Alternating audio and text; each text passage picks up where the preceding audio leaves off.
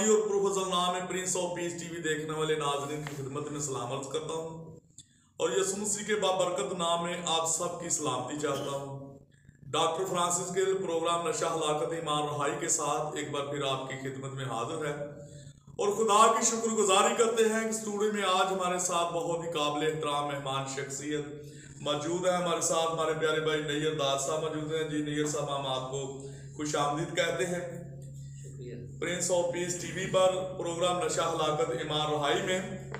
नाज़रीन, जैसा कि आप जानते हैं कि नशा एक ऐसी लानत है, एक ऐसी बुरी लत है जो हमारी नौजवान नस्लों को दीमक की तरह चाट रही है और ये एक ऐसा नसूर है जिसने हमारी नौजवान नस्ल की जड़ों को खोखला कर दिया है और हमारे नौजवान आजकल बतौर फैशन इसको अपनी जिंदगियों के अंदर ले रहे हैं, अपना नुकसान कर रहे हैं, अपने खानदानों का नुकसान कर रहे हैं, मुल्क व कौम का नुकसान कर रहे हैं। और आज हम देखेंगे कि खुदा का कलाम इस हवाला से हमारी क्या रहनुमाई करता है। इससे पहले कि हम अपने प्रोग्राम में आगे बढ़ें, हम चाहेंगे कि नाज़रीन आप भी हमारे साथ अपने सरों को झुकाएं। हम दुआ के साथ खुदा के पाक नाम से अपने प्रोग्राम का आगाज करेंगे। कदूस मेहरबान पाक खुदा, हम बड़ी आज़िज़ी के साथ तेरी हजूरी में झुकते हैं, तेरी शुक्रगुजारी करते हैं प्रिंस ऑफ पीस टीवी के लिए, सारी खिदमात के लिए, उस अच्छे विजन के लिए जो तूने अपने बंदों को पाक खुदा अदा किया है। दुआ करते हैं प्रोग्राम नशा हलाकत ईमान रहाई में जितनी देर हम तेरी हजूरी में ठहरे, तेरा पाक रूह हमें गाइड करे। पाक खुदा तू हमें अकल दानिश फहम अता कर ताकि हम उन नौजवानों की काउंसलिंग कर सकें जो नौजवान अपने आप को तबाह बर्बाद कर रहे हैं, नशा जैसी लानतों में अपना नुकसान कर रहे हैं, मुल्क कौम का नुकसान कर रहे हैं। दुआ करते हैं पाक खुदा तो उनको भी तौबा तायब होने की तौफीक अता कर ताकि वो भी नशा को छोड़ें, तौबा करें, निजात और रहाई और मखलसी पाएं और तेरे नाम को जलाल दे। ये सब कुछ मांगते हैं तेरे पाक नाम के वसीला से, आमीन। नाज़रीन, नशा कोई भी हो, नशा किसी फार्म में भी हो, ये चाहे बांग हो, चरस हो, अफ्यून हो, ड्रग्स हो, इंजेक्टेबल हो, कोई भी नशा हो किसी फार्म में भी हो, इसमें जहर होता है और ये इंसानी सेहत के लिए एक जहरी कातिल है। और हमारे नौजवान आजकल इसको अपनी जिंदगियों के अंदर बतौर फैशन ले रहे हैं और अपनी सेहत को बर्बाद कर रहे हैं, मुल्क कौम को नुकसान कर रहे हैं। और खुदा का कलाम बाइबल मुकद्दस जो कि दुनिया की अजीम किताब है और हर शोबा जिंदगी में हमारी रहनुमाई करती है, क्योंकि बाइबल मुकद्दस ज़ाब्ता अखलाक भी है और ज़ाब्ता हयात भी है। तो बाइबल मुकद्दस हमें ऐसी नशावर चीज़ों से, शराब नोशी से, हर तरह के नशे से मनाबाज फरमाती है। तो आज हम देखेंगे कि खुदा का कलाम इस हवाला से हमारी क्या रहनुमाई करता है और हम अपने प्यारे भाई नैयर दास के साथ मिलकर खुदा के कलाम अक़दस में से तलावत को सुनेंगे कि खुदा का कलाम इस हवाला से हमारी किस तरह से रहनुमाई करता है। जी नैयर साहब, खुदा के ज़िंदा पाक कलाम में से पढ़ेंगे अहद अतीक में से जी यसाया नबी का सहीफ़ा, उसका 5वां बाब, उसकी 11वीं और 12वीं आयत के आखिर तक। खुदा के पाक कलाम में यूं मरकूम है,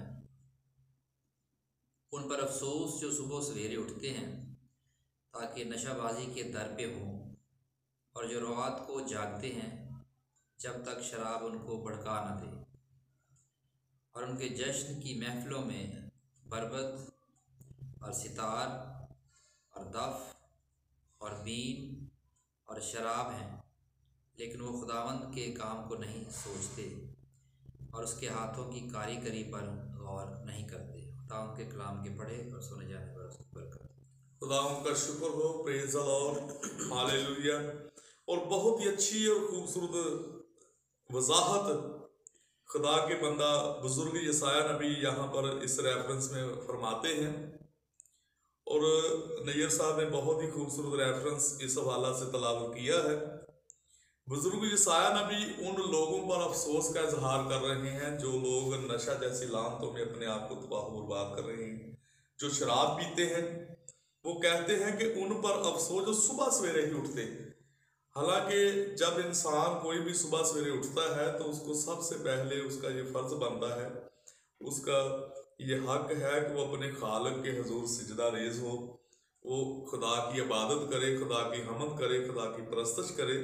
लेकिन ऐसे लोग रात को भी वो महफिलें शराब की सजाते हैं और दिन को सुबह सवेरे उठते ही वो शराब नोशी के दर पे हो जाते हैं। वो नशा के आदी होते हैं, नशा में अपने आप को चूर रखते हैं, वो नशा में अपने आप को तबाह बर्बाद कर लेते हैं और सुबह सवेरे उठते ही वो नशाबाजी के दर पे होते हैं और शराब और नशा जैसी चीज़ें ढूंढना शुरू हो जाते हैं। और बुजुर्ग सायाना भी ऐसे लोगों पर अफसोस का इजहार करते हुए कहते हैं कि उन पर अफसोस जो सुबह सवेरे उठते हैं ताकि नशाबाजी के दर पे हो, जो रात को जागते हैं जब तक शराब उनको भड़का ना दे, वो रात को भी यही काम करते हैं और सुबह सवेरे उठते भी यही काम शुरू कर देते हैं।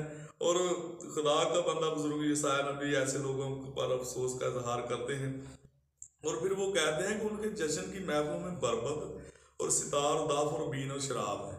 ये उनके साथ ही जो है वो शराब है, वो सारा कुछ नशा को समझ लेते हैं कि हमारा सब कुछ यही है, क्योंकि वो ज़हनी तौर पर ऐसे शख्स जो होते हैं, ऐसे लोग होते हैं, वो मफलूज हो जाते हैं, नशा में इतने चूर होते हैं कि वो अपने आप को मफलूज कर लेते हैं, उनको सोचने समझने की कोई सलाहियत उनके अंदर नहीं होती। तो ऐसे लोगों पर बुजुर्ग सायाना भी अफसोस का इजहार करते हुए कहते हैं कि वो खुदा का शुक्र अदा नहीं करते, वो उसकी तमाम नेमतों, ऐसी नेमतें जो खुदा हमें प्रोवाइड करता है, हमें बख्शता है, उन नेमतों का शुक्र अदा नहीं करते, उसकी हाथों की कारागरी पर गौर नहीं करते और खुदा के काम को नहीं सोचते। यानी खुदा ने जो हमें नेमतें बरकतें अदा की हैं वो उन पर गौर नहीं करते, उनका शुक्र अदा नहीं करते। तो नैयर साहब, आप प्रिंस ऑफ पीस टीवी के हेड ऑफिस में मौजूद हैं और आप जानते हैं कि बहुत सारे नौजवान अपने आप को नशा जैसी लानतों में तबाह बर्बाद कर रहे हैं, मुल्कों को उनका नुकसान कर रहे हैं। आज आप प्रिंस ऑफ पीस टीवी से ऐसे नौजवानों को क्या पैगाम देना चाहेंगे? हाँ जी डॉक्टर साहब, पहले तो मैं शुक्रगुजार हूँ आपके चैनल का, प्रिंस ऑफ पीस का, जिन्होंने मुझे इस काबिल समझा कि मैं आपके दरमियान अपने ख्यालात का इज़हार करूँ। जी थैंक यू वेरी मच। दूसरा, जैसा आपने इस मामले में पूछा है, तो उसमें मैं ये कहना चाहूँगा कि हमारी किसी भी कौम की जो कह लें कि तरक्की का राज है जी, या किसी भी कौम की खुशहाली की ज़मानत या किसी भी कौम की माशियत जो है या माशी तौर पर कोई मुल्क जो है या कौम तरक्की जो करती है, तो यूथ या नौजवान जो हैं वो रीढ़ की हड्डी की हैसियत रखते हैं। जी ऐसे ही, क्योंकि किसी भी कौम में सबसे ज़्यादा जो तादाद है वो यूथ की होती है। कम्युनिटी में आप देख लें जी, ज़्यादा तादाद नौजवानों की, जी ऐसे ही, ठीक है। और इसलिए यूथ के ऊपर फोकस करने की बहुत ज़रूरत है। अब हम इसमें देखते हैं कि नौजवान जो अपनी राह से भटक गए हैं, ऐसे इंसान जो है वो कोई भी परफेक्ट नहीं है।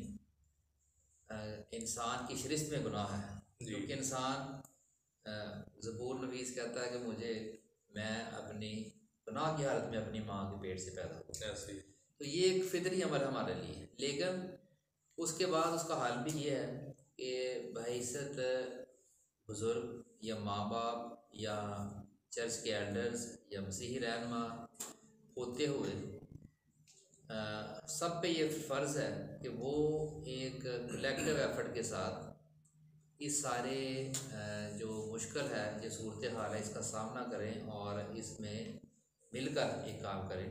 तो मजमूई तौर पर जब हम मिलकर करते हैं किसी काम को, तो उसमें फिर खुदा जो है वो कामयाबी भी हमें देता है। जी, इंग्लिश में हम कहते हैं, एक फ्रेज़ है कि partnership is the key to success. जी, कि जब हम मिलकर एक टीम की सूरत में काम करते हैं तो हम उसमें खुदा फिर हमें कामयाबी देता है। तो इसलिए ज़रूरत है ये है कि हर एक लेवल पर बच्चों की तरबियत की जाए और जो सबसे पहली दरसगाह होती है वो माँ की गोद होती है। जी, कहीं भी आप चले जाएं तो सबसे पहले बच्चे ने जो माँ के पेट से जो है सीखना, जो माँ सोचती है, जो साइकोलॉजिस्ट कहते हैं, माहिर नफ्सियात जो कहते हैं कि जो माँ सोचती है बच्चा भी पैदा नहीं होता।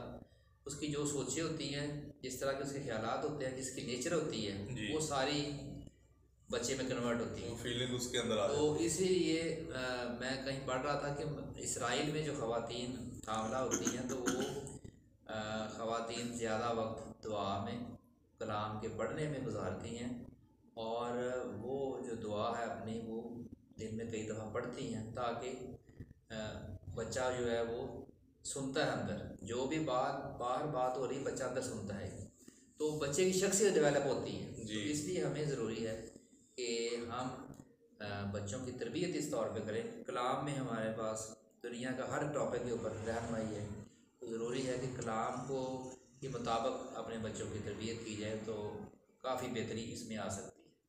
बहुत खूबसूरत और जामे पैगाम खुदा के बंदा हमारे प्यारे भाई नैयर दास साहब ने ऐसे लोगों को दिया है जो लोग भटक चुके हैं खुदा की राह से, नशा जैसी लानतों में अपने आप को तबाह बर्बाद कर रहे हैं। उन्होंने कहा कि वो खुदावंद की तरफ आए, खुदा के कलाम की अच्छी बातों को अपने दिल में लें और खुदा के कलाम के मुताबिक ऐसे लोगों की तरबियत जब हमारे वालिदैन करेंगे तो फिर वो ऐसी बुरी बातों की तरफ नहीं जाएंगे। तो नैयर दास साहब, मैं आपसे ये पूछना चाहूँगा कि कितना ज़रूरी है हमारी जो आजकल यंग जनरेशन है, यूथ है, इनको एजुकेशन कितनी ज़रूरी है इस दौरे हाजरा में? दौरे हाजरा में जितनी ज़रूरी पहले थी तालीम जी, उतनी ज़रूरी अब है, बल्कि अब कह लें बहुत ज़्यादा ज़रूरत है ऐसे ही, क्योंकि अब ये है कि अब दुनिया में हर एक फील्ड में एजुकेशन जो है वो मस्ट है। जी, ठीक है। अनपढ़ शख्स को ना तो कोई काम मिलता है, ना किसी तरह का उसका रोज़गार होता है।